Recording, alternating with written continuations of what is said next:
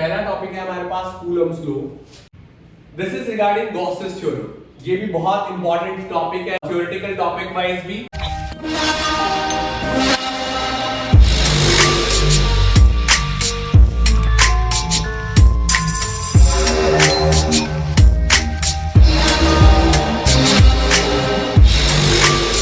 Hello everyone, जो आज के टाइम में बहुत बड़ी प्रॉब्लम है वो है ग्राफिकल क्वेश्चंस। 12th में बहुत सारे बच्चों को प्रॉब्लम आती है, तो आज हम यूनिट 1 और यूनिट 2 के ग्राफिकल क्वेश्चंस को सॉल्व करते हैं। पहला टॉपिक है हमारे पास कूलम्स लॉ। अगर हम मैथमेटिकल रिजल्ट की बात करें, F that equals to K Q1 Q2 by R square. From here it is for sure force is inversely proportional to distance square. जब भी हम इनवर्सली प्रोपोर्शनल का ग्राफ बनाते हैं, that is this way. That means if this distance r increases, f decreases. But I observed in boards that sometimes वो direct पूछ लेते हैं force and 1 by r square का ग्राफ बने। बट अगर आप ये रिजल्ट देखेंगे यहां पे, force is directly proportional to 1 by r square. तो this graph will be this. जब भी आप डायरेक्टली प्रोपोर्शनल का ग्राफ बनाएंगे तो फोर्स इंक्रीज कर रहे हैं 1 by r square के साथ साथ। इनवर्सली प्रोपोर्शनल फोर्स डिक्रीज कर रहा है r के साथ। सिमिलर पैटर्न हम ऑब्जर्व करेंगे यहां पे, E is also inversely proportional to r square.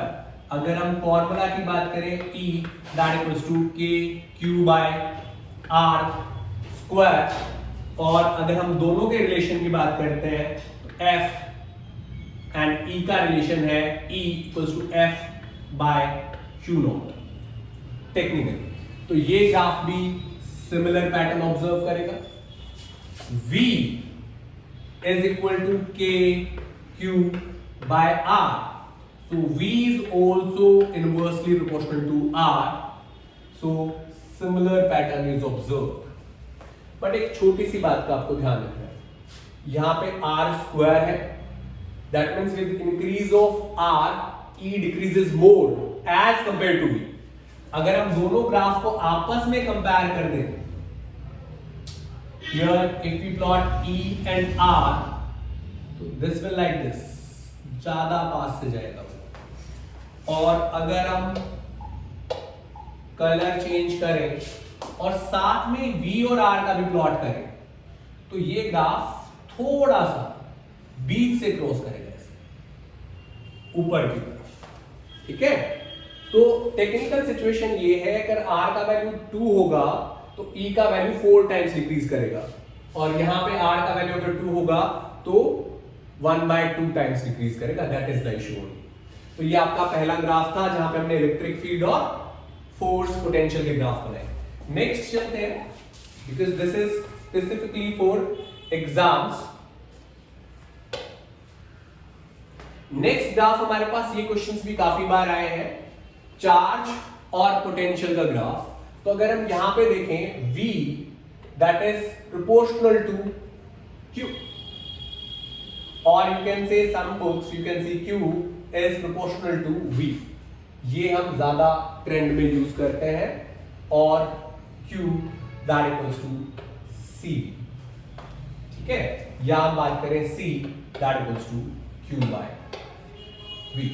ये फॉर्मूला हम यूज करते हैं। तो यहां पे हम देखेंगे directly proportional, graph similar plot होगा। यहां पे भी बात करेंगे तो डायरेक्टली प्रोपोर्शनल। ठीक है, जैसे हमने बात किया C, यहां पे प्रोपोर्शनैलिटी कांस्टेंट है, तो value of C will not change with the value of charge. तो ये एक स्ट्रेट लाइन रहेगी जो C की कांस्टेंट वैल्यू को रिप्रेजेंट करती है। ठीक है, जो ग्राफ 1 है इसमें आप ये भी याद रखिएगा, अगर हम ग्राफ 1 की बात करें तो स्लोप, अगर हम न्यूमेरिकल में इसको सॉल्व करेंगे, slope gives the value of capacitance. Slope हमेशा हम जो निकालते हैं that is with tan theta. Tan theta is perpendicular by base. तो लेट अस सपोज हम इस वैल्यू को यहां पे कंसीडर करते हैं 2 कूलम्स और इस वैल्यू को यूज करते हैं हम 2 volts. C that is Q by V that is 2/2 1 farad। MCQs के लिए आपको बता देता हूं 1 farad is a very large value और इसे हम किसी भी घर पे नहीं रख सकते, तो keep this thing in your mind. Fine, next graph पे चलते हैं। This is regarding Gauss's theorem. ये भी बहुत इंपॉर्टेंट टॉपिक है थ्योरेटिकल टॉपिक वाइज भी as well as graphical way. So as we know, अगर हम लीनियर चार्ज डिस्ट्रीब्यूशन की बात करें, E that is lambda by 2 pi epsilon naught r, यहां पे लैम्डा जो है वो लीनियर चार्ज डेंसिटी है, r is distance. So again E is inversely proportional to r, so this graph will remains the same way, trend same way move करेगा। But instead of that, अगर हम बात करें plane sheet, तो यहां पे जो फॉर्मूला यूज हो रहा है that is sigma by 2 epsilon naught, so technically electric field is independent on distance, that means it will not be affected। तो ये दो ग्राफ भी काफी इंपॉर्टेंस रखते हैं, keep this thing in your mind. Move to the next topic, होलोस्फीयर।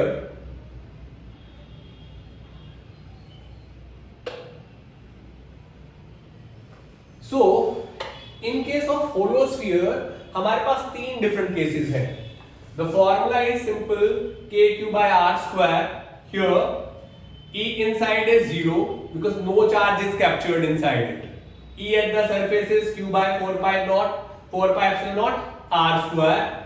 E outside just distance change हो रहा है, here smaller r is greater than capital R, so inside there is no electric field and then electric field decreases with distance। so this graph will like this way, this is very important graph, बहुत बारी exam में आया है। ठीक है, move to the next topic।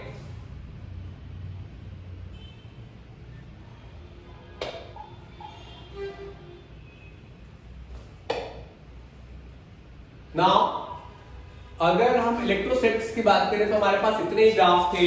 Now come to current electricity.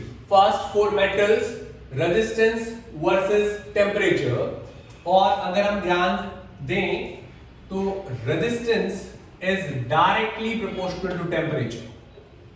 In case of metals directly proportional, same graph will be used. Resistivity is also directly proportional to temperature, और अब तक तो मैं ट्रेंड में आ गया डायरेक्टली प्रोपोर्शनल का कैसे बनाते हैं और इनवर्सली प्रोपोर्शनल का कैसे बनाते हैं। बहुत बार बच्चे सेमीकंडक्टर के केस में कंफ्यूज होते हैं, तो याद रखिएगा सेमीकंडक्टर इनवर्सली प्रोपोर्शनल नहीं है टेम्परेचर की, but if temperature increases resistance and resistivity decreases, and graph हम सिमिलर वे में रिप्रेजेंट करेंगे कि with increase in temperature resistivity and resistance of semiconductors decreases। Silicon जो इस टेक्निकली जो कार्बन फैमिली है वो सारी की सारी सेमीकंडक्टर में काउंट होती है other than carbon. In case of alloy तो this is almost constant but not constant, तो ये टेक्निकली आपको याद रखना पड़ेगा अलॉयज का रेजिस्टिविटी और टेम्परेचर ग्राफ कैसे प्लॉट करते हैं। Then come to next, because this is a quick review of graphs. Next we have resistance and length. As we know, resistance is also directly proportional to length and inversely proportional to area. This is directly proportional, this is inversely proportional. Resistivity, इसमें बच्चे बहुत गलती करते हैं। जब आपसे पूछा जाता है that resistivity or length, because formula resistivity that is R A by L, that means formula से बच्चे कंफ्यूज हो जाते हैं। resistivity is directly proportional to area and inversely proportional to length, but resistivity is independent on length and area। जब independent होगा तो graph remains constant, because resistivity आप याद रखेंगे when L equals to 1 meter, area is equal to 1 meter square, at that time resistivity is equal to resistance. तो resistivity जो है वो प्रॉपर्टी ऑफ वायर है, प्रॉपर्टी ऑफ मटेरियल है basically. This is fixed for every metal, every material. तो अगर 2 metre length के लिए आप बात करें तो रेजिस्टिविटी नहीं होगी. रेजिस्टिविटी हमेशा 1 मीटर लेंथ और 1 मीटर स्क्वायर एरिया के लिए काउंट होगी. Fixed for material, always independent on length and area. यहां पे बहुत बच्चे बहुत सारी गलती करते हैं. और यहां पे एक क्वेश्चन बनता है बहुत बार कि आपको अगर पोटेंशियल करंट का ग्राफ दिया है तो which is larger, temperature T1 is greater then T2 और T2 is greater then T1. तो सिंपली आपने क्या करना है, परपेंडिकुलर्स ड्रॉ करना है. ठीक है, this is your V1, this is your I1, this is your V2, this is your I2. अब ध्यान से आप देखिए, V1 is greater then V2 and I2 is greater then I1. R is equal to V by I. That means if the value of V increases, the value of R increases, and if the value of I decreases, the value of R increases.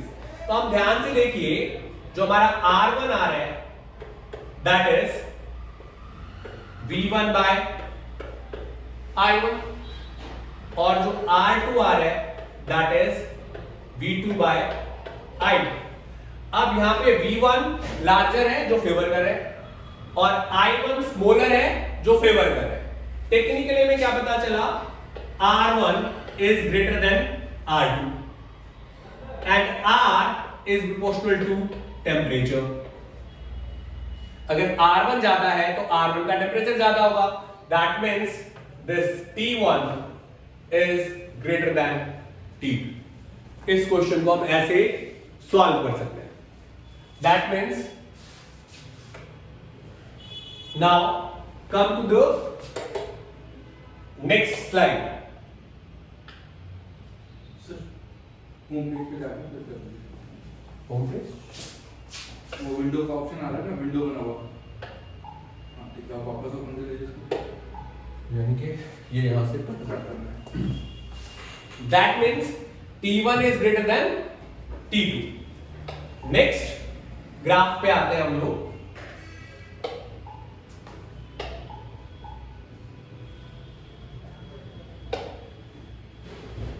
अब कुछ questions हैं जो usually पूछे जाते हैं. पहला graph है, if हम बात करें ईएमएफ की, इफ हमने एक एक्सटर्नल रेजिस्टेंस R लगाया है, एक बैटरी, और बैटरी का इंटरनल रेजिस्टेंस E है.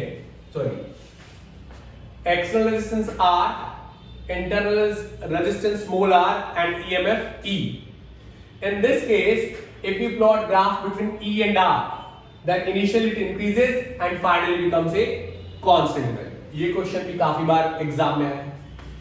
This question asked several times कि आपको एक IV ग्राफ बना के हम दे दें और पूछे कि नेगेटिव रेजिस्टेंस कब होगा.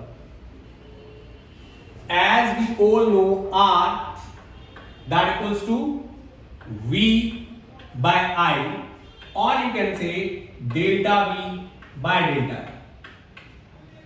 नेगेटिव कब होगा? either potential is negative or current is negative. आप इनिशियली देखिए, जब हम B से C पे जा रहे थे, value of current increases and value of potential also increases.